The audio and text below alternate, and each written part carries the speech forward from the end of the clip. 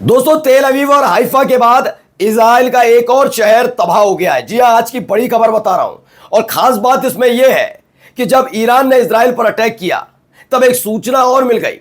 खबर यह कि इजराइल का जो हथियारों का भंडार था वो खत्म हो चुका है। अब की बहुत बड़ी खबर है, जिसके बाद अब वो पूरी तरह से अमेरिका की तरफ देख रहा है कि ऐसे भी करके अमेरिका उसे बचा ले। इस बात की छटपटाहट इजराइल में देखने को मिल रही है। भगदड़ जैसे हालात इजराइल में बने हुए हैं ही, क्योंकि अब उनके पास बम, गोला बारूद, मिसाइल बची नहीं है। इस रिपोर्ट ने पूरी दुनिया को हिलाकर रख दिया। खास तौर पर इजराइल के जो समर्थक देश हैं वो भी सदमे में आ गए कि आखिर इजराइल अब कैसे ईरान से युद्ध लड़ पाएगा। क्योंकि अगर इस बीच अमेरिका इजराइल को कोई हथियार भेजता है या कोई और पश्चिमी देश भेजता है तो सीधे ईरान के टारगेट पर वो देश आ जाएंगे। इसलिए अभी वो हथियार भेज नहीं सकते। और यहां इजराइल में हथियार ही नहीं है तो क्या तबाह होने जा रहा है इजराइल। नमस्कार, मैं हूं प्रज्वल गौतम और आप देख रहे हैं टाइम्स एक्सप्रेस।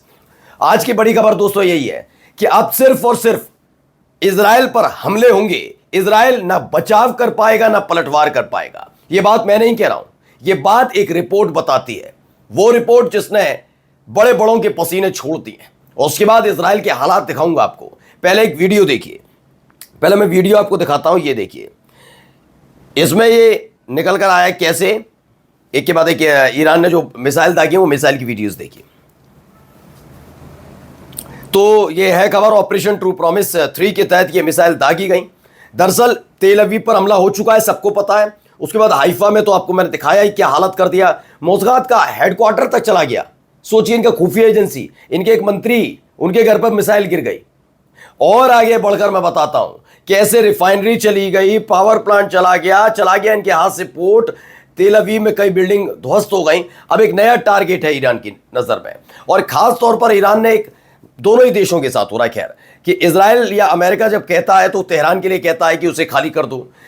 ईरान कह रहा है कि तेल अवीव और हाइफा को पूरी तरह से खाली कर दिया जाए। जब वो खाली करने के लिए इजरायली भागते हैं तो इजराइल की पुलिस और वहां की जो सेना है उन्हें रोकने की कोशिश करती है, आप कहीं नहीं जा सकते। इस तरह के हालात वहां पर बने हुए हैं। इन सब के बीच एक और मिसाइल दागी गई थी, एक के बाद एक मिसाइल दागी गई। अब सबसे पहले देखिए, प्रेस टीवी की बड़ी खबर है।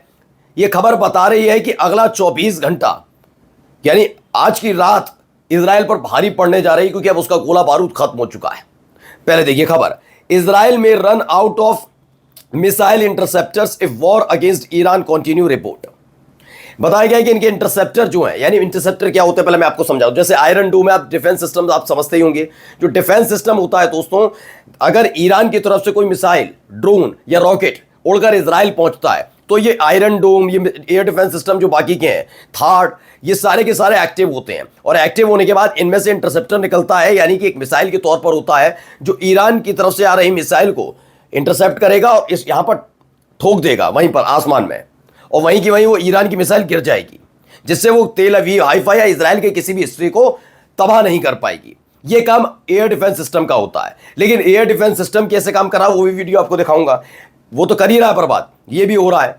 अब खबर यह है कि इंटरसेप्टर ही खत्म हो गए।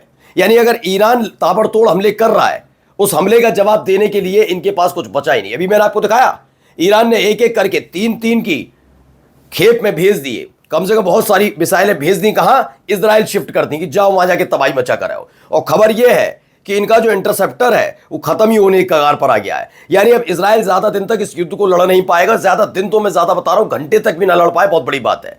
अब इनके पास 24 घंटे भारी पड़ने जा रहे हैं, क्योंकि कल रात जो कुछ हुआ उसके बाद इजराइल पूरी तरह से टूट चुका है। चलिए अगली खबर देखिए। खबर क्या आई है, एनटीवी खबर है, इजराइल से युद्ध के बीच खामेनेई का बड़ा बयान निकलकर सामने आया है। खामेनेई साहब ने बहुत बड़ा बयान दे दिया है।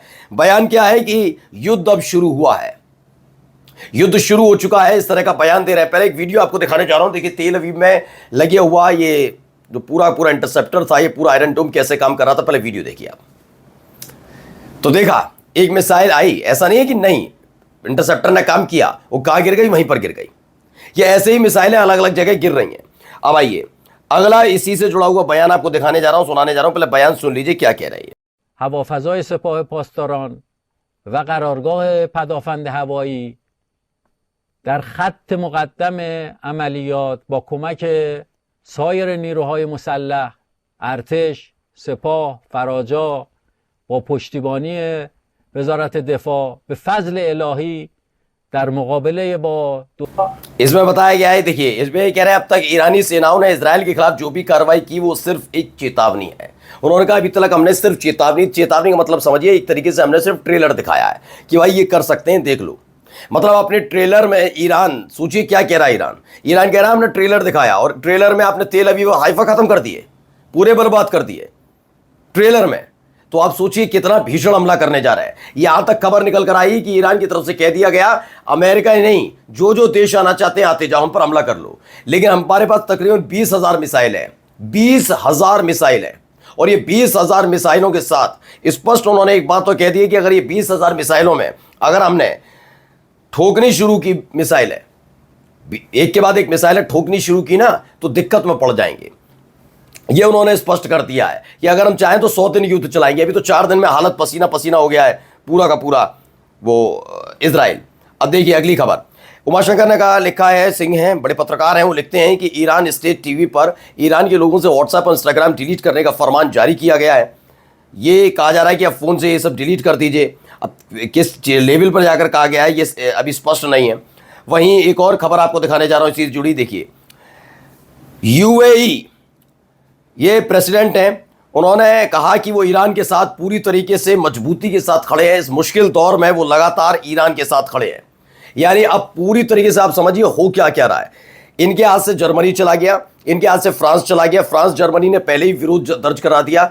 मैं नहीं कह रहा ईरान के साथ पूरी तरह से खड़े रहे, लेकिन उन्होंने साफ साफ कह दिया कि गंदा खेल शुरू किया है इजराइल ने। ये यूरोपीय देश कह रहे हैं, फ्रांस ने पहले ही कह दिया था, अब जर्मनी का बयान भी आ गया।